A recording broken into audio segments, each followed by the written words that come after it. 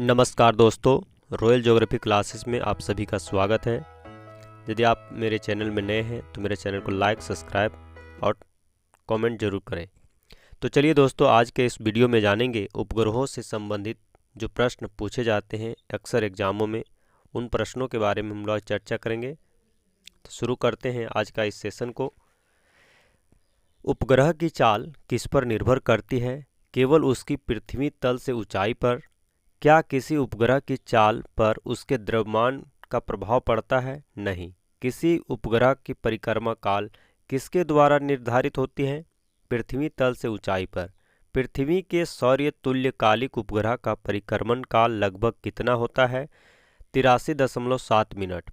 पृथ्वी के सौर्य तुल्य या निम्न कक्षीय परिक्रमा करने वाले उपग्रह की कक्षीय चाल कितनी होती है? 8 किलोमीटर प्रति सेकेंड।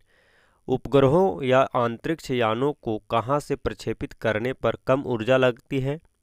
पृथ्वी के चुंबकीय भूमध्य रेखा या उसके पास स्थित स्थानों से।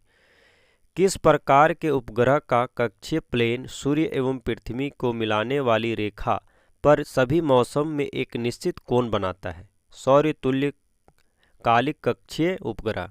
कृत्रिम उपग्रह पृथ्वी द्वारा आरोपित गुरुत्वाकर्षण बल के अंतर्गत ही पृथ्वी के चारों ओर एक वृत्तीय कक्षा में घूमता है, फिर यह पृथ्वी पर क्यों नहीं गिरता?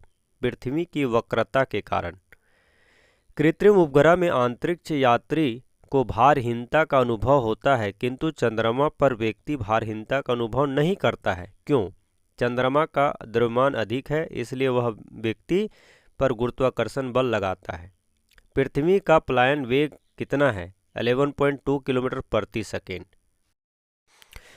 क्या होगा यदि पृथ्वी की समीप चक्कर काटते किसी उपग्रह की कक्षीय चाल किसी कारणवश बढ़कर दोगुना हो जाए? उपग्रह अपनी कक्षा को छोड़कर पलायन कर जाएगा। कोई कृत्रिम उपग्रह पृथ्वी के चारों ओर त्रिज्या के वृत्ताकार कक्षा में कब घूमता है? जब उपग्रह का क्षैतिज वेग उसके कक्षीय वेग के बराबर होता है। यदि उपग्रह का क्षैतिज वेग उसके कक्षीय वेग से अधिक है परंतु पलायन वेग से कम, तो उपग्रह की कक्षा कैसी होगी? दीर्घवृत्ताकार। दीर्घवृत्ताकार कक्षा में उपग्रह की चाल कैसी होती है? उपग्रह की चाल बदलती रहती है। पृथ्वी के चारों ओर परिक्रमा करते उपग्रह में क्षितिज व गतिज दोनों प्रकार की ऊर्जा होती है, किंतु उपग्रह की कुल ऊर्जा कैसी होती है? ऋणात्मक। उपग्रह का प्रबंधन ऊर्जा बैंडिंग एनर्जी क्या है? पृथ्वी के चारों ओर परिक्रमण करते समय उपग्रह को अपनी कक्षा छोड़कर पलायन कर जाने के लिए आवश्यक ऊर्जा। परिक्रमित अंतरिक्ष यान से एक पिंड बाहर छोड़ दिया जाए तो क्या होगा? यान के साथ उसी वेग से गति करता रहेगा। भूस्थिर या भूतुल्यकालिक उपग्रह जियोस्टेशनरी सैटेलाइट का परिक्रमण या आवर्तन काल कितना होता है? 24 घंटा। चंद्रमा की पृथ्वी से औसत दूरी 3,84,400 किलोमीटर। पेरिस पर पृथ्वी के निकटतम बिंदु चंद्रमा की पृथ्वी से दूरी लगभग कितने किलोमीटर होती? 3,63,300 किलोमीटर। ओप्पोजी पर पृथ्वी का चंद्रमा से दूरी लगभग कितने किलोमीटर होती है? 4,50,500 किलोमीटर। चंद्रमा का व्यास 3475 किलोमीटर। चंद्रमा का घनत्व 3.34 घन सेंटीमीटर। चंद्रमा के प्रकाश पर पृथ्वी पर पहुंचने में लगा समय 1.34 सेकेंड। चंद्रमा के अक्षीय गति तथा परिक्रमण अवधि 29 दिन 12 घंटे 44 मिनट। नक्षत्रमा 27 दिन 7.43 घंटा। चंद्र दिवस लूनर डे 24 घंटा 52 मिनट। चंद्रमा का द्रव्यमान मास 8.0 × 10⁻19। धरातलीय गुरुत्व पृथ्वी का 1/6। पलायन वेग 2.38 किलोमीटर प्रति सेकेंड। सतह का तापमान दिन में 134 डिग्री सेंटीग्रेड, से 170 डिग्री सेंटीग्रेड रात्रि में, -137 डिग्री। परिक्रमा की गति 3700 किलोमीटर प्रति घंटा। चंद्रमा पर उतरा प्रथम अंतरिक्ष यान लूना 2 1969 में। चंद्रमा पर कदम रखने वाला प्रथम मानव नील आर्मस्ट्रॉन्ग 20 जुलाई 1969। चंद्रमा पर मानव युक्त उतरने वाला अंतरिक्ष यान अपोलो 11। चंद्रमा का अक्षीय झुकाव 5 डिग्री। 1998 में यूएसए द्वारा चंद्रमा पर भेजा गया अंतरिक्ष यान लूनर प्रोस्पेक्टर। डायमंड रिंग कब बनती है? वलयाकार सूर्यग्रहण के समय। जब सूर्य तथा चंद्रमा एक सीधी रेखा में होता है तो दोनों के आकर्षण शक्ति मिलकर एक साथ कार्य करती है तथा उच्च ज्वार स्प्रिंग टाइड का अनुभव किया जाता है। यह स्थिति कब होती है? पूर्णमासी तथा अमावस्या को। जब सूर्य, पृथ्वी तथा चंद्रमा मिलकर समकोण बनाते हैं तो सूर्य चंद्रमा के आकर्षण बल द्वारा एक दूसरे के विपरीत कार्य करते हैं, जिस कारण निम्न ज्वार नीप टाइड अनुभव किया जाता है। यह स्थिति कब होती है? प्रत्येक महीने के कृष्ण एवं शुक्ल पक्ष की अष्टमी को। प्रत्येक स्थान पर सामान्य तौर पर दिन में कितने बार ज्वार आता है? 2 बार। प्रतिदिन ज्वार लगभग कितने देर से आता है? 26 मिनट। ज्वार केंद्र किस दिशा में अग्रसर होता है? पश्चिम से पूर्व दिशा में। उच्च ज्वार की स्थिति सामान्य ज्वार से कितना प्रतिशत अधिक होता है? 20%। भाटा की निचाई कब सर्वाधिक होती है? उच्च ज्वार की स्थिति में। चंद्रमा पृथ्वी की परिक्रमा किस प्रकार की कक्षा में करता है? दीर्घवृत्तीय कक्षा।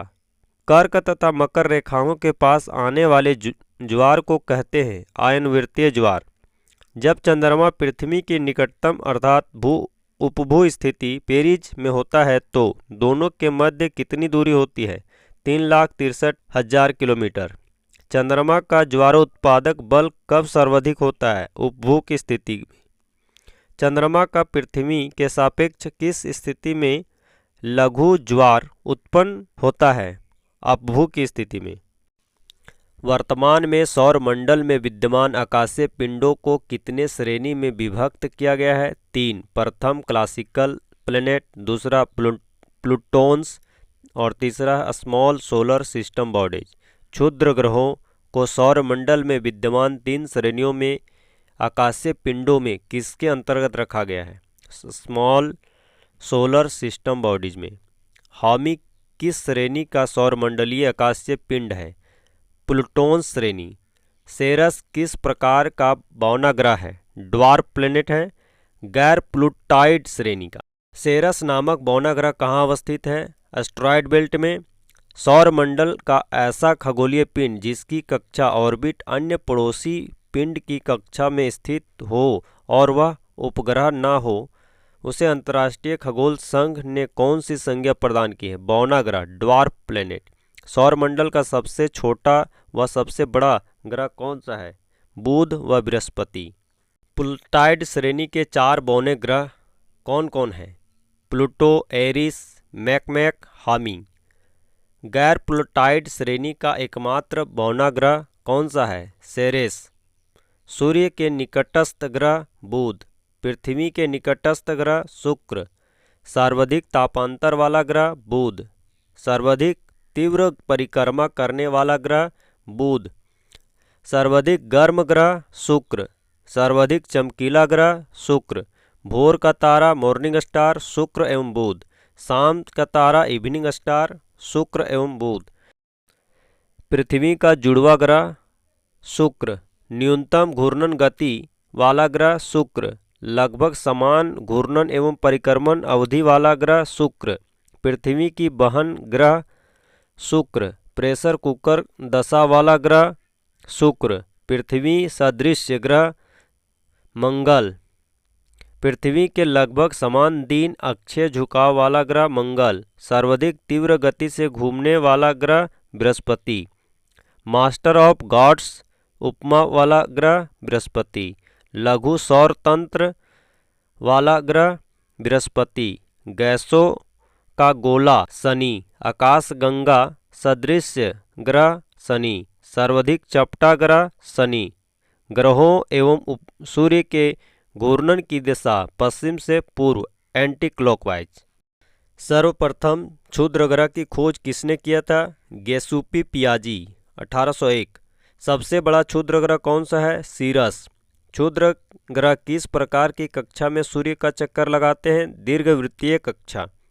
नासा निर्मित कृत्रिम उपग्रह नियर सुमकर किस क्षुद्र ग्रह पर उतरा? इरोस। प्राचीन काल में किस अंतरिक्ष पिंड के पृथ्वी से टकराने के कारण डायनासोर का लोप माना जाता है? क्षुद्र ग्रह। पृथ्वी की कक्षा काटने वाले क्षुद्र ग्रह को कौन सी उपमा दी जाती है? आटेन ग्रहकीय।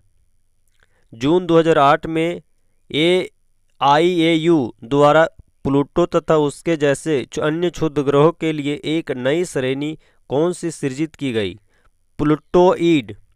जापान द्वारा किस क्षुद्र ग्रह के अध्ययन हेतु हामाबुसा अंतरिक्ष यान प्रक्षेपित किया गया?